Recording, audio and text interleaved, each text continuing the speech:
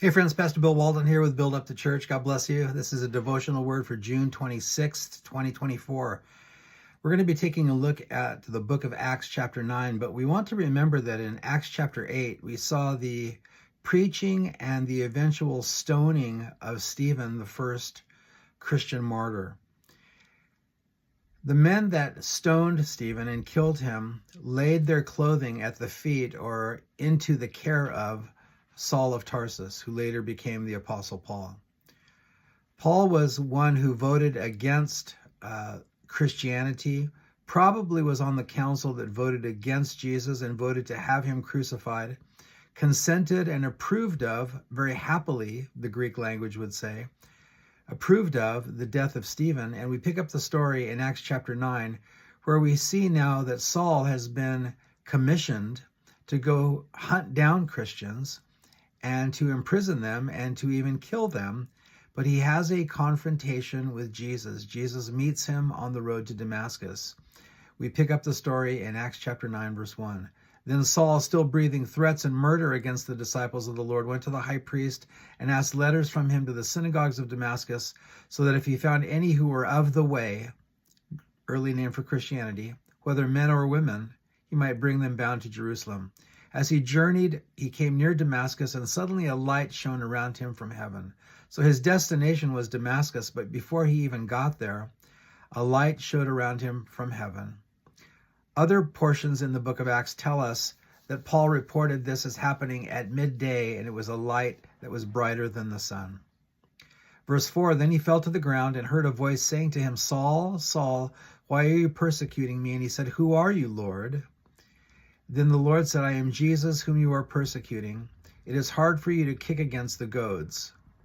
When he used the word Lord, it was a term of respect, but he didn't necessarily yet know it was Jesus. But Jesus quickly identified himself as Jesus. And he says, you're persecuting me. And you might say, well, when did Saul persecute Jesus directly? And the answer would be, when you persecute his people, you persecute him. So if you come against God's people, you come against God. And then Jesus said to him, it's hard for you to kick against the goads. Goads were sharp sticks used by farmers to poke at the rear end and the back of the legs of oxen who were pulling a plow to keep them moving forward. God had been working in Paul's heart, and he had been fighting it, apparently. He'd been fighting against that internal testimony that God had been giving him. In other words, Jesus is saying, you're persecuting my people, but you've been fighting against me. You've been kicking against the goads. Verse 6, so he said, trembling and astonished, Lord, what do you want me to do? Good way to start a relationship with God. And the Lord said to him, arise, go into the city, and you will be told what you must do. I want to stop there and just make a comment about this last verse that I read. Many times in the Christian life, we have good desires to serve God. And maybe we are recognizing some giftings within us, something like that. We have an inclination about maybe what God might want to do with us, but we want the entire plan laid out before us. You think of Abraham, when God called Abraham, who was called the friend of God and who was justified by faith there in the book of Genesis. When he called him, he told him to leave his home and go to a place, God said, that I will show you.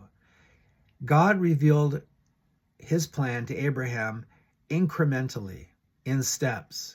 When Abraham would complete one step, God would give him more information.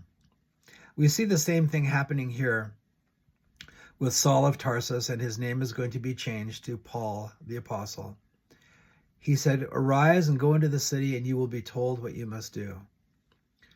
Paul could have objected. He could have said, listen, you've blinded me.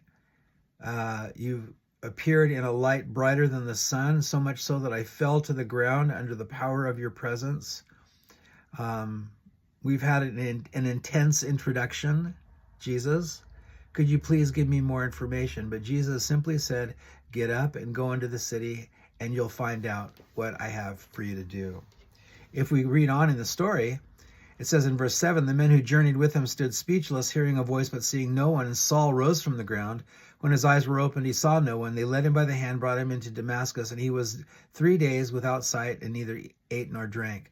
So he doesn't have any more information. He just was told to go into the city and wait. Now he's sitting there, so affected by this encounter with Jesus that he can't even eat or drink liquids. And he's just sitting there blind, and he's just waiting for his instructions. What do I do next?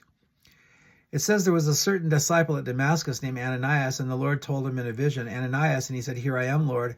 Arise and go to the street called Straight, and inquire at the house of Judas for one called Saul of Tarsus, for behold, he is praying. And in a vision he has seen a man named Ananias coming in and putting his hand on him so that he might receive his sight. Ananias kind of pushed back and said, Lord, are you sure? In verses 13 and 14. Verse 15, the Lord said to him, Go. He's a chosen vessel of mine to bear my name before Gentiles, kings, and the children of Israel. I will show him how many things he must suffer for my sake. We'll stop there in regards to reading. But what I want to point out is this. God gave Ananias more information about his plans for Paul than he gave to Paul. Isn't that interesting? Paul, this is how we're going to start. I've humbled you. You've been fighting against me. You've been persecuting me. But now I got your attention, and you have submitted your life to me, at least to some degree here. And you said, what do you want me to do? I want you to go and just let these men lead you into Damascus and just wait until I tell you something. Those 3 days and 3 nights must have been extremely long. Who knows all the thoughts that Paul had as he was sitting there, unable to care for himself, unable to eat because of the effect of this encounter, unable to drink, unwilling to drink, thinking, my goodness, I think I've been on the wrong side this whole time. I consented and voted for the death of Stephen and voted for the death of Jesus. And I've been doing this thing. I've committed my life to this, and I've been doing it wrong the whole time. And now he just wants me to go and wait. So he went and waited. In the meantime, God's giving all the details to Ananias.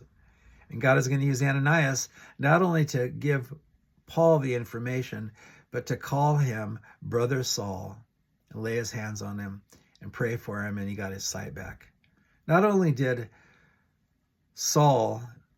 Paul get the information, but he was welcomed into the family of God because he went and waited. How important it is, dear brother, dear sister, to wait upon the Lord. You have an inclination perhaps of what you want to do. You have an initial announcement or a leading from God, and then he just has you wait. That's the best thing you can do. If God has you to wait, then just wait. He'll give you the information when you need it, and you'll get more than the information. You'll get other blessings as well. So some things to think about. Thanks for watching.